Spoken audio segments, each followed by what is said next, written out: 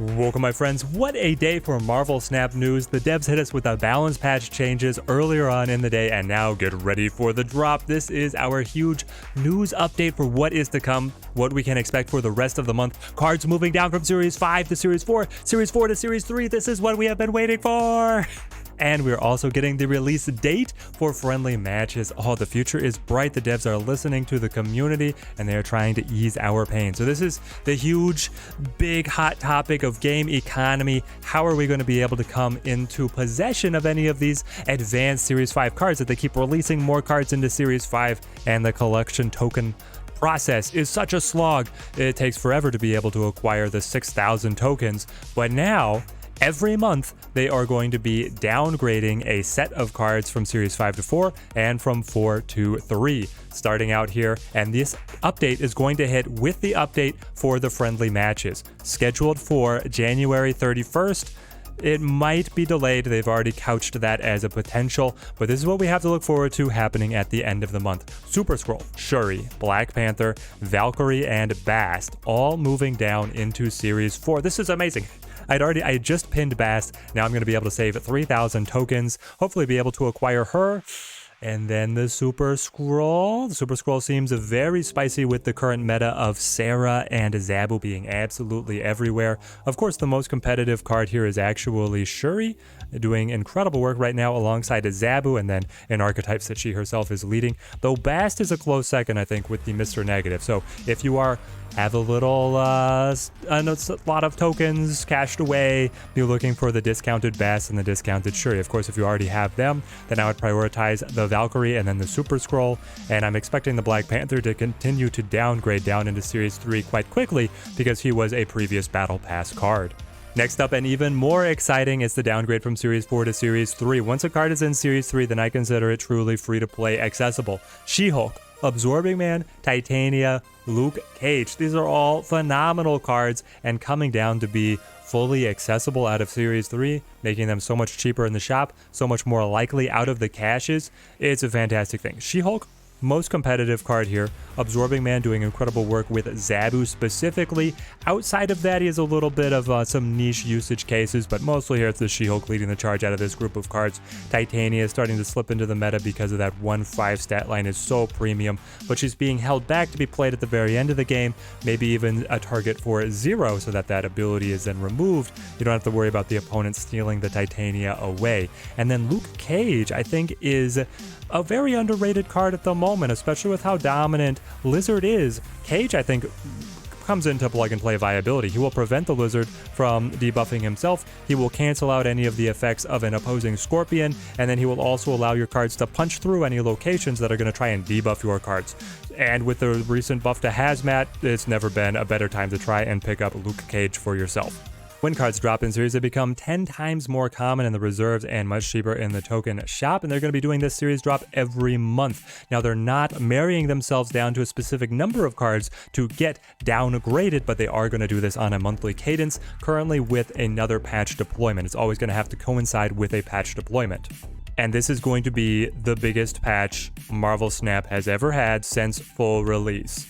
The January 31st patch that's going to bring in the ability to battle friends. I'm imagining some community tournaments are already going to start scheduling.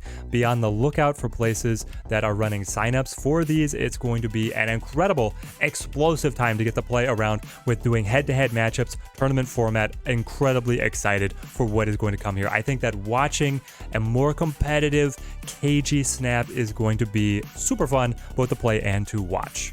Here they couch things that they may choose to delay, just trying to make sure that the friendly matches deploys right. I think they understand that their whole the future of the game is riding on the smooth deployment of this patch. So we definitely want them to have the time to be able to make it work correctly, but I also want it to be soon. With how much money they're making, they won Mobile Game of the Year.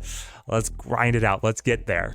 Okay, the big bads. Now, I had already picked this up from some developer comments, I believe, on the Discord FAQ, which is a great place to go if you're really hungry for just the constant drip of information.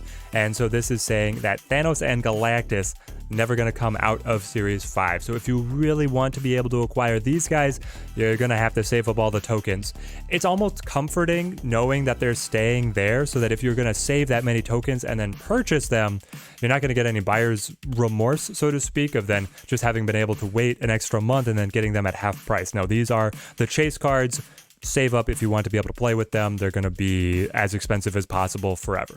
And now introducing First Edition, a feature that had not even been on the roadmap, but I think is a very interesting idea. You're going to get First Edition badges. So now that cards have been set with a cadence of downgrading in series, if you acquire the card when it releases in Series 5 prior to it downgrading ever, then you're going to receive a little badge that's always going to be displayed on the card, regardless of if you split it and regardless of if you get variants for it, and it will be applied retroactively to cards that you have already managed to acquire. I think it's a fun little trick feature that it gives the whales something to really, splash up against their opponents, and just can make you a little bit proud of like, yeah, I did get that one right on release. I've been here with this card the whole time, years down the line when Darkhawk has gone through his ups and downs. Here at the Teddy Ninja channel, we're going to have that First Edition badge.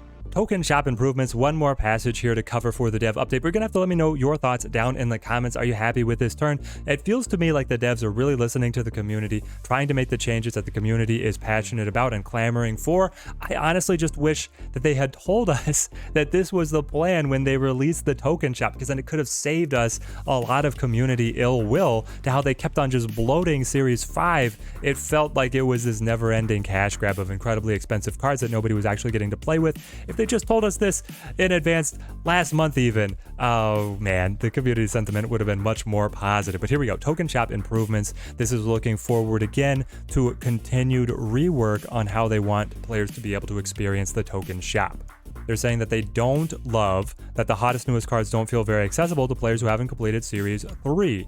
And they're doubling down here on how the collection is set up so that once you complete Series 3, then you're meant to engage a lot more with the token shop, but then prior to that, you don't engage with it. So they're trying to encourage you that when you're done with Series 3, you get way more tokens, but they want to have additional ways so that people who still haven't completed Series 3 will get quicker progress toward banking up the tokens or just decreasing the prices, maybe running sales with cards so that I don't know exactly what situations that they might implement, but there's so many different ways that you can tweak the economy to be able to give people additional access to these advanced cards.